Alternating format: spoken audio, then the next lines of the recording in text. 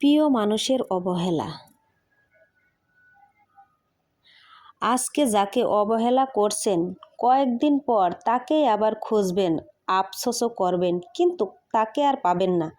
কপালে অবহেলা লেখা থাকলেও হাজার চেষ্টা করেও ভালোবাসা পাওয়া যায় না।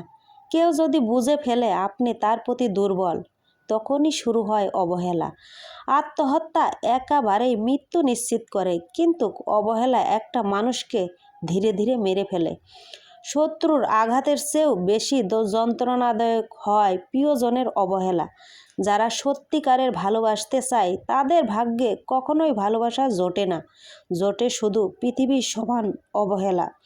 অতিরিক্ত অবহেলা পাওয়ার পরেই মানুষ নিজেকে অনেক পরিবর্তন করে ফেলে।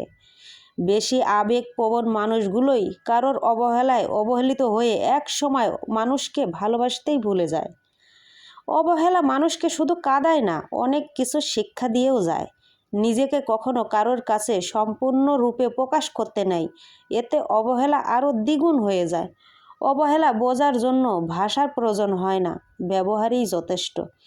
সত্যিকারের ভালোবাসার মানুষগুলো খুব বড় রকমের বেহায়া হয়। শত অবহেলা আর লাঞ্ছনা পেয়েও তারা কাছেই পড়ে থাকে।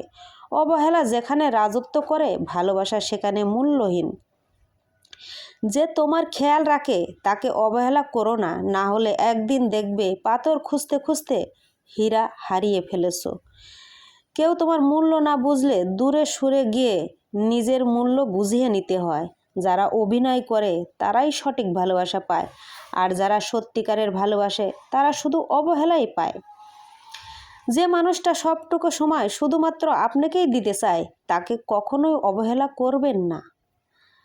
অবহেলা কখনো জীবনের শেষ অধ্যায় না, ভবিষ্যৎ সুন্দরভাবে গড়ে তোলার অনুপ্রেরণা। আমরা অন্যকে গুরুত্ব দিতে গিয়ে নিজের গুরুত্ব কমিয়ে ফেলি।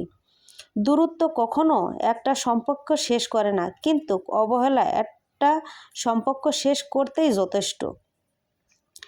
তাকে বলে দিও, আজ যার জন্য সে আমায় অবহেলা করছে, একদিন সেও অন্য কারোর জন্য তোমায় অবহেলা করবে। একটা সময় যাদের কাছে খুব প্রিয় ছিলাম, এখন তাদের কাছেই খুব বিরক্তকর হয়ে উঠেছি।